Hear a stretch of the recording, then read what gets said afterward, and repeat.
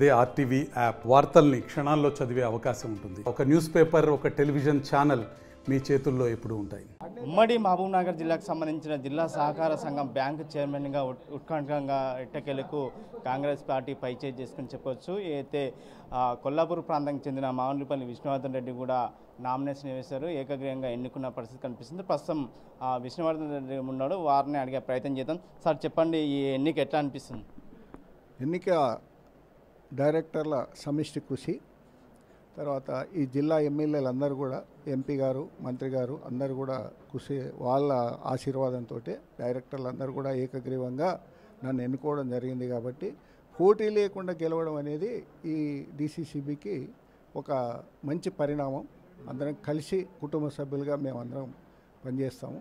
మాకున్న పదవి కాలం ఎన్ని రోజులు ఉంటే అన్ని రోజులు రైతులకు సేవ చేయాలనే ఉద్దేశంతో అందరు డైరెక్టర్లు కూడా ఒక మంచి ఉద్దేశంతో ఈ డిసిసిబిలో ఉన్నారు. కాబట్టి తప్పకుండా ఈ డిసిసిబిని ముందుకు తీసుకుపోవడానికి నా వంతు నేను ప్రయత్నం చేస్తాను.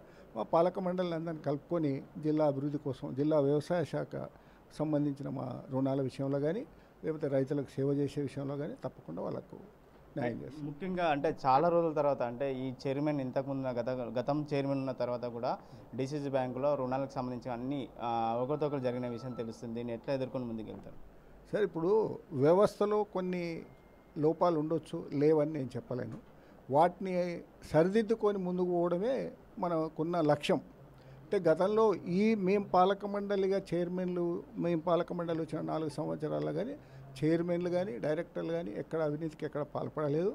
అయితే ఒకవేళ అంతకంటే ముందు ఏమన్నా తప్పులు జరిగి ఉంటే అవి మా దృష్టికి వచ్చినాయి. దాని మీద మేము యాక్షన్ తీసుకున్నాం, దాని మీద అధికారులను శిక్షించినాం. తర్వాత రికవరీ కూడా మ్యాక్సిమం చేస్తున్నాం. కాబట్టి బ్యాంకును ఏ రకంగా నష్టపోకుండా, ఎక్కడైతే అవినీతి జరిగితే అక్కడ ఎవరైనా మోసం చేసో లేకపోతే ఎగబెడితే కూడా వాళ్ళతో వసూలు చేసి బ్యాంకు జమ చేస్తున్నాం తప్ప బ్యాంకు నష్టానికి అయితే ఎక్కడ పనిచేయట్లేదు. అందుకోసం నా పదవి కాలంలో కూడా నేను డైరెక్టర్ కూడా అదే పని చేసిన, ఇప్పుడు చైర్మన్ ఉన్నా అదే పని చేస్తాం. కాబట్టి మేము తప్పకుండా బ్యాంకును ఎక్కడ నష్టాల్లో కాకుండా ముందుకు తీసుకుపోవడానికి నా ప్రయత్నం చేస్తాం. కాంగ్రెస్ పార్టీ రాష్ట్రంలో అధికారంలోకి వచ్చిన వెంటనే కూడా రైతుల అయితే ఎన్నికల ముందు హామీలు ఇచ్చారో ఆ 2 లక్షల రుణమాఫీ కూడా తీసుకొస్తారు. ఆ 2 లక్షల రుణమాఫీని ఈ బ్యాంక్ ఏ విధంగా ముందుకు తీసుకోవద్దు?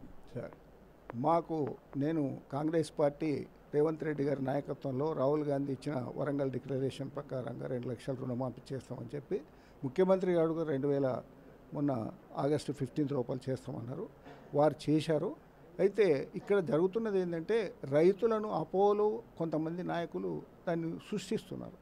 అంటే వాస్తవంగా కూడా ఏంటంటే గవర్నమెంట్ ఏం చేయాలనుకుంటుందో వాళ్ళు చేసుకుంటూ పోతున్నారు. రుణమాఫీ అనే ప్రక్రియ ఈరోజు వరకు క్లోజ్ కాలేదని వ్యవసాయ శాఖ మంత్రి చెప్తున్నాడు, ముఖ్యమంత్రి చెప్తున్నాడు. అంటే 2 లక్షలు ఉన్న రుణం ప్రతి కుటుంబానికి చేస్తామని అన్నారు. కాబట్టి ఆ కుటుంబ సర్వే మన దగ్గర లేకపోవడం, ఆ రేషన్ కార్డులో ఒక 10 సంవత్సరాల నుంచి ఇవ్వకపోవడం, ఆధార్ కార్డు అప్డేట్ చేసుకోకపోవడం, ఈకేవైసీ ఫామ్స్ అనేవి ఉంటాయి బ్యాంకులో, అవి అప్డేట్ కాకపోవడం, ఈ 3 కారణాల వల్ల రైతుకు ఈకేవైసీ ఫామ్ బాగాలేకున్నా రైతుకు రుణమాఫీ కావట్లేదు, లేదా ఆధార్ కార్డు అప్డేట్ కాకుండా రుణమాఫీ బ్యాంకులో పడడం లేదు. అటువంటి కారణాల వల్ల మళ్ళీ 3 రోజుల నుంచి, అంటే నేను బ్యాంక్ డైరెక్టర్గా అనుకో, పిఎస్ఏ చైర్మన్గా మాకు వస్తున్న ఇన్ఫర్మేషన్ ప్రకారంగా ప్రభుత్వం నుంచి కొన్ని ఆదేశాలు వచ్చినాయి. ఆదేశాల ప్రకారంగా ఈకేవైసీలో ఎవరు లేకున్నా వాళ్ళని రెగ్యులరైజ్ చేయడం, ఆధార్ కార్డు నంబర్ తప్పున్న అప్డేట్ చేయడం, బ్యాంక్ అకౌంట్స్ తప్పున అప్డేట్ చేయడం వల్ల మా బ్యాంక్ ఇంకా మాకు ఇప్పటికే 206 కోట్ల రూపాయలు ఈ రోజు వరకు మాకు వచ్చినాయి. అంటే డిసిసి బ్యాంకు రుణమాఫీలో అంటే 1 లక్ష రూపాయల లోపు కానీ 1,50,000 తీసుకోండి, 2 లక్షలు తీసుకోండి, 206 కోట్లు. అందుకోసం మాకున్న 600 కోట్లలో 200 అంటే 1/3 ఆల్రెడీ వచ్చింది. ఇంకా కొంత వచ్చే అవకాశాలు ఉన్నాయి. వచ్చినాయి కూడా మేము రైతులకు రోజు పిలిచి మళ్ళీ రుణమాఫీ అయిన అమౌంట్ మళ్ళీ వాళ్ళకు ఇవ్వడం జరుగుతుంది. అందుకోసం ఆ విషయంలో మాత్రం నేనైతే క్లారిటీగా ఉంది. ఎందుకంటే ఈ మధ్యకాలంలో వ్యవసాయ శాఖ మంత్రి కానీ, ఎమ్మెల్యేల డిస్కషన్ కానీ, ముఖ్యమంత్రి డిస్కషన్ కానీ, తప్పకుండా రుణమాఫీ ప్రక్రియ ఆగిపోలేదు. ఇంకా 12,000 కోట్ల రూపాయలు శాంక్షన్ చేసుకొని 31,000 ఓన్లీ 18,000 ఇచ్చారు. ఇంకా 12 కోట్లు 13 కోట్లు ఉన్నాయి, 13,000 సార్. ఆ అమౌంట్ కూడా ఈ రకంగా అంటే ఒక నెల రోజుల లోపల నాకు తెలిసి మొత్తం క్లోజ్ అయిపోతుంది. ఎందుకంటే అట్లా రైట్. ముఖ్యంగా అంటే రాష్ట్రం మంత్రులు లెక్కలు రుణమాఫీ విషయంలో కూడా ఒక్కొక్కరు రకంగా చెప్తున్నారు.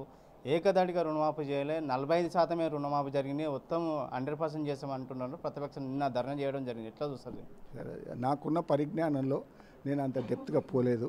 ఎందుకంటే వాళ్ళు ఎందుకు 31,000 కోట్ల చేయలేదు అనే దాని మీద నేను విన్నది చెప్పిన మీకు. ఎందుకంటే ఇంకా అప్డేట్ కావాల్సినవి ఉన్నాయి, అవన్నీ అప్డేట్ అయిపోయి ఒకవేళ వాళ్ళకి ఏ నష్టం జరుగుతుంది అప్పుడు తెలుస్తుంది తప్ప ఇప్పుడు ప్రభుత్వం ఏ నిర్ణయం తీసుకుంటే ముఖ్యమంత్రి గారు ఉన్నారు, డిప్యూటీ సీఎం గారు, ఆర్థిక శాఖ మంత్రి ఉన్నారు, వ్యవసాయ అధికారులు ఉన్నారు, వాళ్ళు చేసే పని వాళ్ళు చేస్తున్నారు.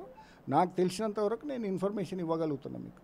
Thank you sir. Okay right. మొత్తం మీద కూడా అయితే ఉమ్మడి మహబూబ్నగర్ జిల్లా సహకార బ్యాంక్ సంబంధించిన ఏకగ్రీయంగా చైర్మన్గా కొల్లాపూర్ ప్రాంతానికి చెందిన మామిలిపల్లి విశ్వనాథన్ ఎన్నికయ్యారు. ముఖ్యంగా రాష్ట్ర ప్రభుత్వం రుణమాఫీ విషయంలో కూడా ఏదైతే 2 లక్షల రుణమాఫీ మా బ్యాంకు సహకారంతో రైతులకు అందే విధంగా తీసుకెళ్తారని తెలియజేసిన పరిస్థితి కనిపిస్తుంది. వీడియో జర్నలిస్ట్ నరసింహరెడ్డితో రామకొండ, ఆర్టీ మహబూబ్. మరిన్ని వీడియోస్ కోసం ఛానల్ ని సబ్స్క్రైబ్ చేయండి, లేటెస్ట్ అప్డేట్స్ కోసం వాట్సాప్ ఛానల్ ని ఫాలో చేయండి అండ్ లింక్ డిస్క్రిప్షన్ లో ఉంది.